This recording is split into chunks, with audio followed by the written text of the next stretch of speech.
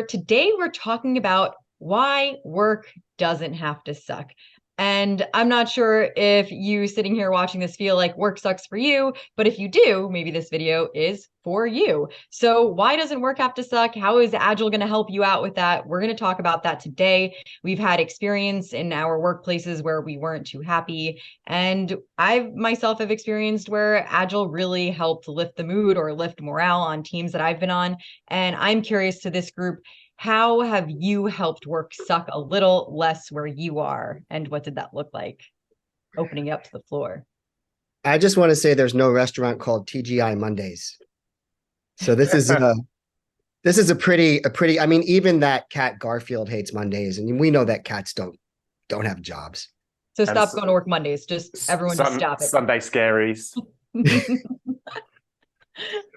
So it's yeah, we've established it's a common phenomena. But how do we is it a common phenomena? Does it happen with all teams, or is it just 90% and 10% know the secrets and not having this horror?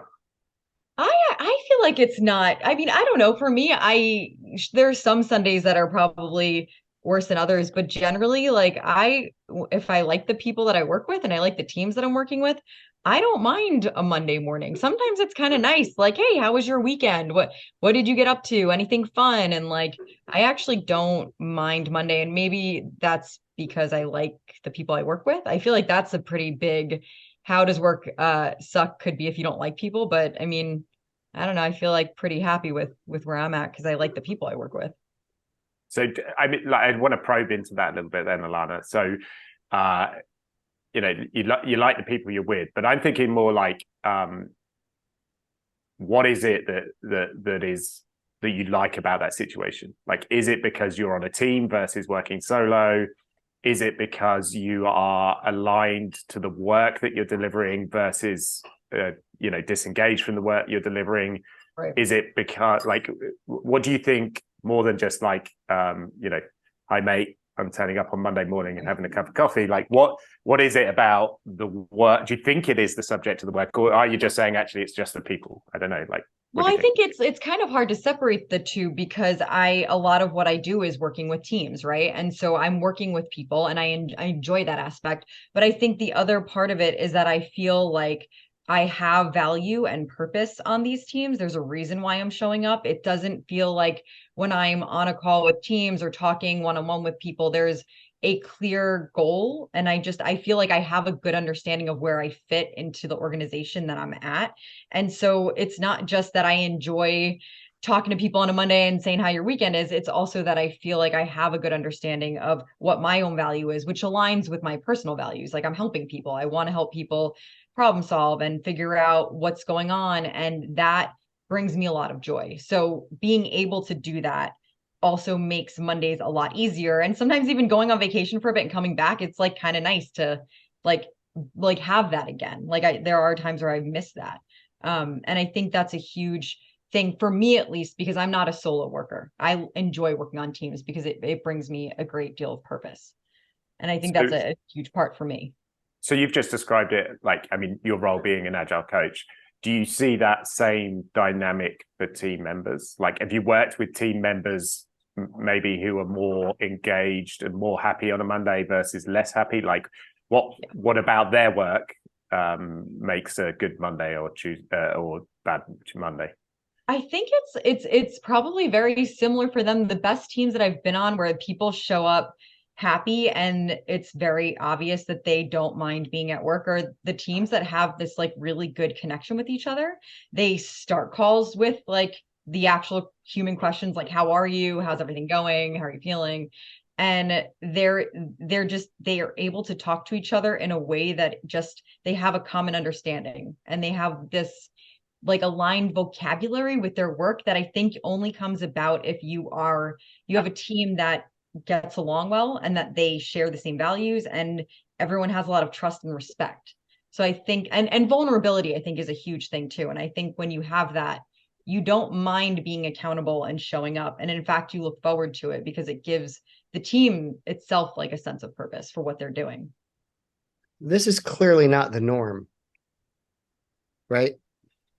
I don't think these are most people's typical experiences. So the question is, we know that this is possible, and we know that this is not common. This is not the common worker's experience. So I think the question becomes, are people even aware that work doesn't have to be this soul crushing, it's on a spectrum, right? For some people, it's just boring, but for some people, it's actually like torturous, the jobs that they're doing where they don't feel respected, they don't feel heard, they don't feel like they matter. So what are some of the things, or what are some of the reasons behind that, or what do you think we can do to help? I Sometimes, sorry, you sorry. should go for it. Yes. Okay. Leo, when I listen to you, I think a lot about my country in Argentina, where many people may work under conditions that are not fair, and they still do it. No, every day they wake up at 5 in the morning. They take a bus like for 2 hours or 3 hours to reach I don't know, the work, and they do it over and over again. And I think it has to do at one point with that let's pause. Is it possible that there is a better way to do this? Can I change? Can I do something and choose? No, that like have this option to choose. Many people, depending on the countries, I think, and on the organizations, believe that they do not have a choice. No, that's the work. They don't imagine themselves doing another thing. That's how it has been, and they do it. Maybe to survive. Other people, I think, when working in an organization, maybe culture, maybe a factor super relevant with this, because maybe they believe there's another way, and if they try to speak up, maybe they are afraid to do that because that's not part of their culture, and they may be, I don't know, expelled from the organization. It's a very extreme example, but what I'm trying to say is that maybe they have this motivation to say, okay, I need to do something different, because if I'm doing the same thing all over again, I'm going to be like this. And if they try to do something different, maybe they are afraid to do it because of their culture. So I think it's key to have the conditions, the culture, this safe environment, where people can open and say, okay, this is what's happening to me, and I needed to do something different, and to be conscious about it, and believe that there's a better way to work, a better way to be. Sometimes people do not even envision that. They believe that's how it is. So that's my 2 cents. That's Yeah, great. Thanks, EJ. Yeah, that makes a lot of sense. Yeah. Yeah, and for me, that's always been how I've used Agile. The accelerating teams, for me, that's as a side effect. When we're bringing in an Agile transformation, people might ask, well, wow, how did you do that? How did you double the team's throughput? How did you get them to have this, camaraderie? And it's not complicated stuff. It's 100-year-old science. And Alana, you described all of it when you said why you're happy at your job. And I think this is something that often gets missed. I mean, people will talk about creating healthy teams when it comes to Agile, and they do a pretty good job with that. But I think it's still not broadly accepted, or it's not, you don't hear a lot of that when you're talking to hiring managers, right? They're kind of more about bottom line, and they're more about, is this framework in place, and have we checked all the boxes? And I think that's a piece that's maybe there's less awareness at the leadership level. Yes, I think leaders play a key role in this, because if people may not think that there's a better way, then a leader can open that. No, it's like an eye opener, and can see the system and can see, okay, this is not healthy.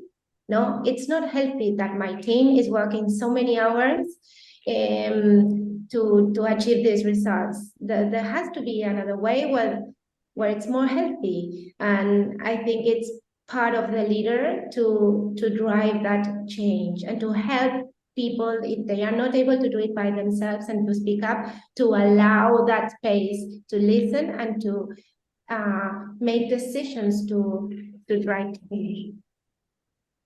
Yeah, that's huge. Leadership is huge because it's really hard to expect employees to speak up and to drive any shakeup. I think they have to see it from their leadership and know that it's okay to be open or to speak their mind. Last thoughts, Ben. I'm just curious because you haven't said much yet. Curious if you have any final thoughts.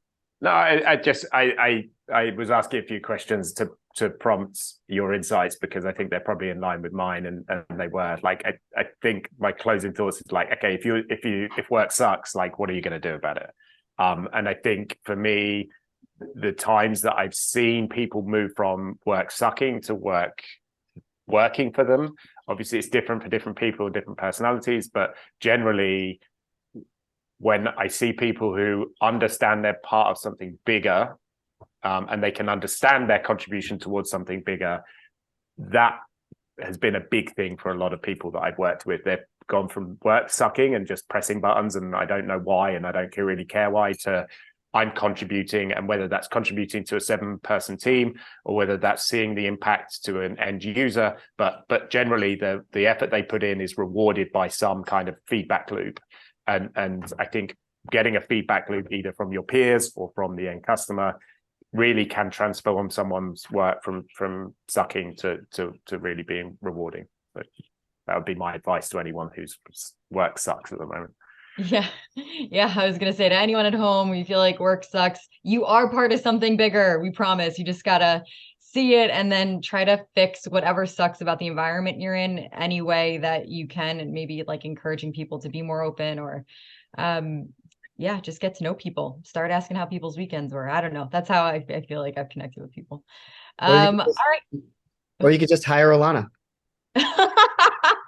I'm not currently looking for a job, but let us know in the comments below if you have any questions. We are happy to help. If work sucks for you, leave us a message and maybe we can help you out. Who knows? Work doesn't have to suck.